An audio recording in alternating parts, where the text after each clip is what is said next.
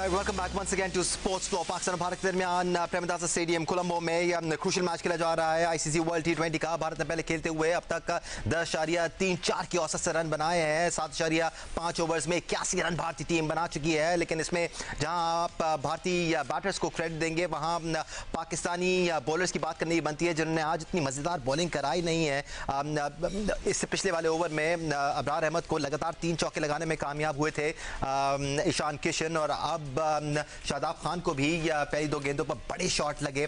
कोई line length का मसला भी यहाँ पर नजर आ रहा है पाकिस्तानी बॉलर्स का। यहाँ पर पाकिस्तानी बॉलर्स को, पाकिस्तानी बॉलिंग लाइनअप को, भारत के बल्लेबाजों को आउट करना होगा, क्योंकि अगर इसी तरह खेलते रहे तो भारतीय टीम यकीनी तौर पर 200 से ज़ायद का हदफ पाकिस्तानी बैटिंग लाइनअप को देगी, जो इन कंडीशंस में थोड़ा सा ज़्यादा मुश्किल हो जाएगा। सिक्कू भाई, अब तक कोई इतनी मजे की बॉलिंग हुई नहीं है यहाँ पर। मैं हैरान हूँ कि स्पिनर्स टांगों को भी गेंद करा दें। उसने इब्रार ने भी वहाँ पे गेंद करा दी, मार खा गए। और माशाल्लाह से ये जो हमारे शादाब हैं वो लेग स्पिन गेंद कराते हैं और लेफ्ट हैंडर्स को टांगों पे गेंद करा रहे हैं। मतलब मुझे कोई तुक समझ भी नहीं आ रही। और 8 ओवर हो चुके हैं और आपका सरप्राइज पैकेज जो है उसको बंद करके रखा है, तो उसका कोई फायदा जब आपका सरप्राइज पैकेज है कि देखिए, मैं बार बार कहता हूँ टी20 5-6 ओवर में फैसला हो जाता है। जब आपको 5-6 ओवर में ही आउट करने हैं तो फिर उसको रख के फायदा क्या?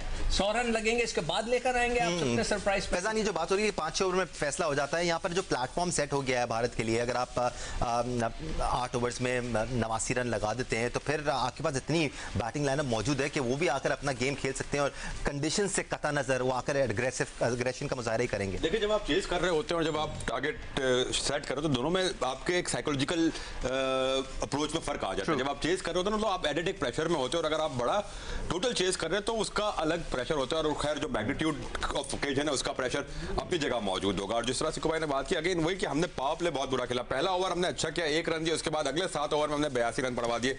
8 ओवर में 82 रन स्कोर हो चुका है इंडिया का। और जिस तरीके से ईशान किशन खेल रहे, आई थिंक एक प्लेटफॉर्म उनको यहाँ सेट मिल चुका है, बिल्कुल सेट हो चुका है। और जिस तरह, और इसमें ईशान किशन की खूबी से नो डाउट बहुत अच्छे बैट्समैन है, लेकिन हमने उनको मौके दिए, हमने उनको बना के बॉल्स कराई। चाहे हम अबरार की बॉल्स देखें, चाहे हम शादाब ने जिस तरह अपना ओवर स्टार्ट किया, हमने उनको इनवाइट किया कि आओ शॉट मारो। आई थिंक यहां पर ये बड़ा मैटर करता है। टी20 में आप प्रोवोक करते हैं बैटर्स को, बट साथ साथ आपको डॉट बॉल्स पे भी आपको तवज्जो देने होती है। अगर आप डॉट बॉल्स कराने के काबिल नहीं रहे तो फिर आप अपोनेंट से प्रेशर नहीं डाल सके, क्योंकि अब टी20 में हर टीम यही करती है कि विकेट गिरे ना गिरे, जो भी सिचुएशन हो आपको एग्रेशन पे करना है। उस एग्रेशन को रोकने के लिए आपको ऐसी बॉल्स करानी है कि आप डॉट बॉल्स दें, प्रोवोक ना करें, इनवाइट ना करें बैटर्स को कि वो ऊंची हिट्स के लिए। बट आप यहाँ इनवाइट ही किए जा रहे हैं, हर तीसरी बॉल पे आप इनवाइट कर रहे हैं, वो उसका भरपूर फायदा उठा रहे हैं।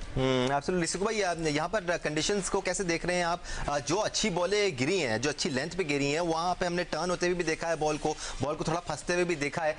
भारतीय बल्लेबाजों की तारीफ बनती है जिन्होंने बड़े शॉट तो खेले, लेकिन साथ साथ बॉल को गाइड बड़े अच्छे अंदाज में किया है, सिर्फ बड़े शॉट की तरफ नहीं जा रहे। वो क्रिकेट खेलते हैं, वो वर्ल्ड चैंपियन है। हम भी क्रिकेट ही खेल रहे हैं। नहीं, हम लोग वर्ल्ड चैंपियन नहीं है ना, वो तो वर्ल्ड चैंपियन है, उन्हें पता है कि किस तरह खेलनी चाहिए।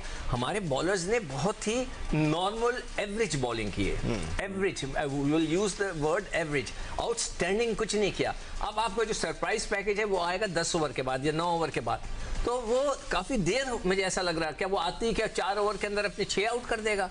अल्लाह करे, नहीं अल्लाह करे, मगर इट्स नॉट पॉसिबल। अल्लाह में भी तो जो प्लेटफॉर्म मिल चुका है सिक्कू भाई, आपकी बात करते हैं, तो उसके बाद आप कम से कम यहाँ से 60-70 रन तो और वो ऐड करेंगे। हाँ, चाहे आप कितनी भी अच्छी बॉल कराएं। मैं हैरान हूँ कप्तानी भी, हाँ मैं हैरान हूँ मैं माइक हैसन की स्ट्रेटेजी के ऊपर।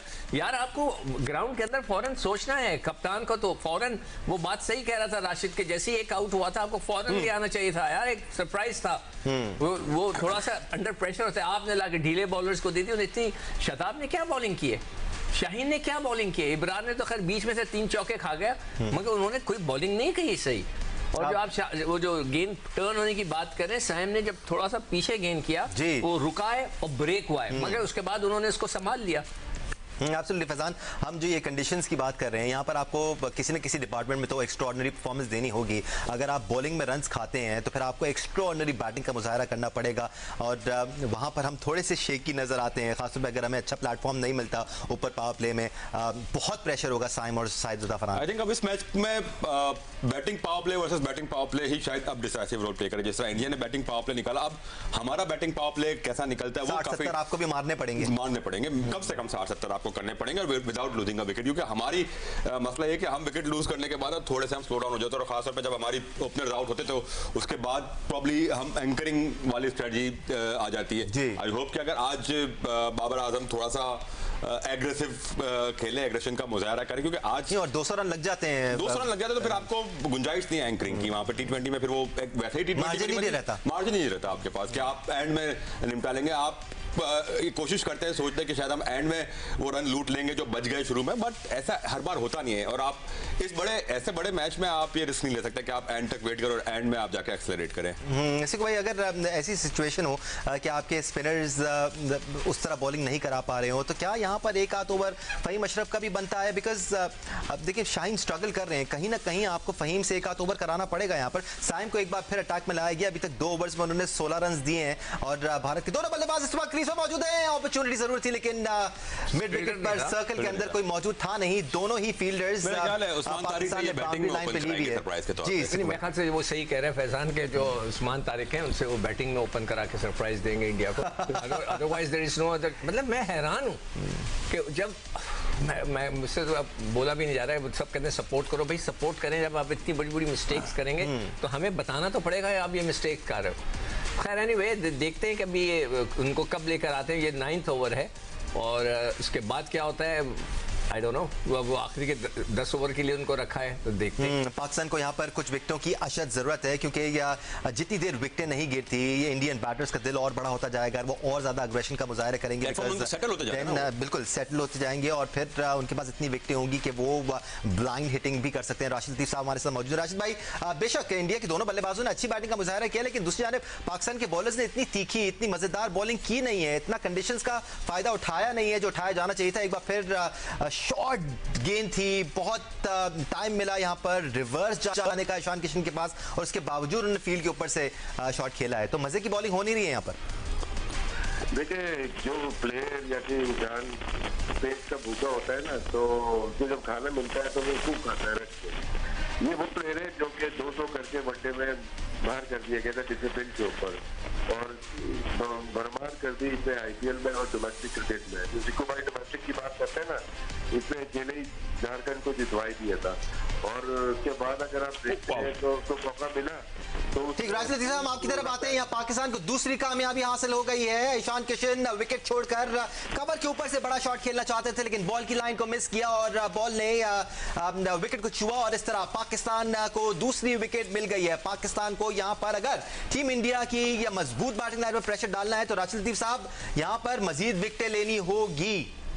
जी जी जी भावेश, बिल्कुल लेनी पड़ेगी। देखिए, अब 11 ओवर में 8 बैट्समैन बाकी है, 6 बाकी है, तो बॉल कम है, बैट्समैन ज्यादा है, तो उनके पास जहाँ पे उन्होंने स्ट्राइक किया है तो वो बहुत डेंजरस था। हमारे बॉलर ने बॉलिंग खराब की है, ये मानना पड़ेगा। यहाँ पे कुछ बॉल जहाँ पे स्लो बॉल कर रही थी, ये बॉल स्लो बॉल की थी जो मैच नहीं कर पाई थी। बाकी सबने कोशिश की है पुश करने की तेज। ये पिचेज ऐसी नहीं है जहाँ पे आप तेज बॉलिंग करेंगे, और जाहिर सी बात है हमारा ये बॉलर की बॉलिंग करने की है, हैरत है। सरप्राइज हम ऐसा देना चाह रहे हैं कि अभी हम खुद पर सरप्राइज होते हैं। दुनिया एक ही बॉलर की बात कर रहे हैं, हम ये चाह रहे हैं सरप्राइज के हम नबी के खिलाफ आखिरी मैच चले, वहाँ पे हम सरप्राइज थे कि अब हम पहुंच गए तक इसमें अगले राउंड में। खैर एनीवे, अभी मैच 10 ओवर बाकी है। हम भी 10 ओवर में 93 करके दुबई में UAE में खेले थे, और उसके बाद हमने 45 रन किए थे। तो यहाँ पे भी मौका है, यहाँ पे टाइट करें और कोशिश करें जितनी जल्दी हो सके विकेट लें। Absolutely, it's never too late, even in T20 cricket. यहाँ पर भी पाकिस्तान टीम अगर नपी तुली और डिसिप्लिन बॉलिंग करे तो सिचुएशन को अपने फेवर में बदल सकती है। यहाँ पर बड़ा इंपॉर्टेंट होगा फैजान कि पाकिस्तान के बल्लेबाज भी इसी इंटेंट के साथ बैटिंग करें और लंबी बैटिंग करें। एक मसला जो हमने पाकिस्तानी बैटिंग लाइनअप में देखा है, खासतौर पर साइम अयूब जिस तरह आउट होते आए हैं, 20-25 रन अच्छे करते हैं, he looks good, he times the ball well, और फिर एकदम से चीपली विकेट लेकर चले जाते हैं। 40 को बड़े स्कोर में करने पड़ेंगे। 40 में 77 अभी ईशान किशन ने किए हैं। इसी तरह की इनिंग खेलनी पड़ेगी साइम अयूब को, और आई होप कि बड़ी इनिंग खेले। लेकिन उससे पहले आई होप कि अब जो दूसरा मौका मिला है और एक डेंजरस प्लेयर आउट करने में कामयाब हुए, तो अब यहाँ पर पाकिस्तान वो कहते हैं ना कि अब दबोचने की कोशिश करें, यहाँ पर दोबारा सेटल होने का मौका ना दे। वही सिचुएशन हम यहाँ दोबारा क्रिएट कर सकते हैं जो हमारे साथ एशिया कप के फाइनल में हुई थी, जब हमारे 10-11 ओवर अच्छे गए तो उसके बाद हमने कोलैप्स किया था। इंडिया की टीम भी कोलैप्स कर सकती है, बट हमें वो कोलैप्स को एग्जीक्यूट करवाना पड़ेगा यहाँ पे अच्छी बॉलिंग करके।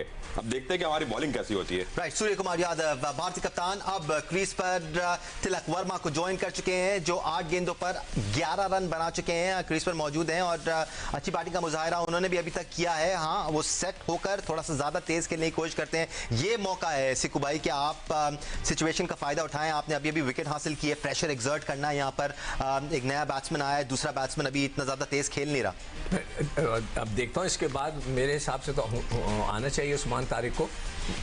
देखिए ये गेंद जैसे इसने किया ना, थोड़ा सा ग्रिप किया है, गेंद ने बढ़ के ब्रेक हुआ है। एब्सोल्युटली। तो हमारे बैट्समैनों के लिए भी ये प्रॉब्लम होगी। उनके पास भी स्पिनर्स बहुत अच्छे हैं, कुलदीप यादव है, एक्सेल है, पटेल है, बहुत सारे हैं, वर्मा है, वरुण चक्रवर्ती है, ये सारे हैं उनके पास। वो भी हमें इसी तरह तंग करेंगे, अगर ये कर रहा है तो वो भी करेंगे। तो आपको जल्द से जल्द अपना सरप्राइज पैकेज खोलना है, अदरवाइज 10 ओवर तो तकरीबन हो ही गए ना, 9 ओवर खत्म है, यानी कि 10 ओवर हो गए, आधा मैच हो चुका है। तो लेट्स सी